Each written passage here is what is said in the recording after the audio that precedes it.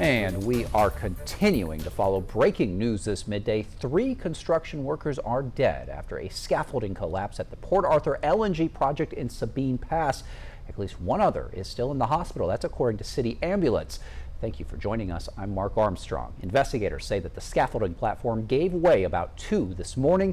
The sheriff's office, Bechtel, and federal OSHA inspectors are working to find out what happened. And our Cameron Burchett, she is live out at Pleasure Island, where she has a clear line of sight with the accident scene across the channel. Cameron, what are you seeing? Hey, good morning, Mark. I'm live from Pleasure Island, where earlier this morning we crossed the ship channel to get a better view of the damaged scaffolding at the Port Arthur LNG facility along Highway 87. And again, as you can see there behind me, you can see those 3 levels of scaffolding collapsed, where you can see them stacked on top of each other, wrapped around a large concrete tank. From this angle, you can also see a crane rigging dangling above the collapsed area. Now, it's unclear right now if that rigging or something attached to it played any role in the accident. These are the questions we're working to find answers to.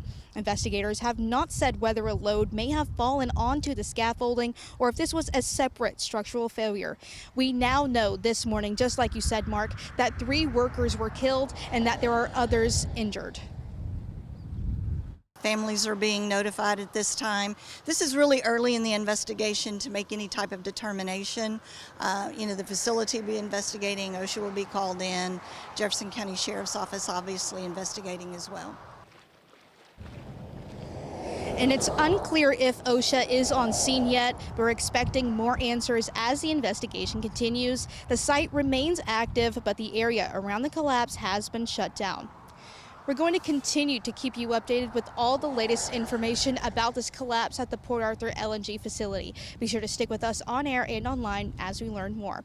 Live in Port Arthur, Cameron Burchett, 12 News. Thank you, Cam. And we are working to learn the names of the workers who died.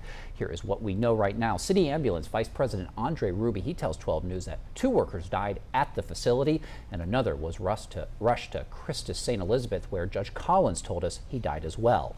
That man was a 41-year-old from Houston. A 4th worker is in a Southeast Texas hospital in stable condition, according to city ambulance officials. We are still working to learn more. Port Arthur LNG is a joint venture project between Sempra Infrastructure and ConocoPhillips, and we have reached out to both companies for comment.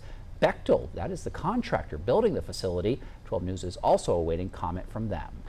And over the weekend, Bechtel had a hiring event for a number of jobs at that site, which included positions for riggers and bull riggers, among other positions. There is another one planned on May 31st. And 12 News is working to learn more about what led up to the collapse, and we will keep you updated on air and online as this investigation continues.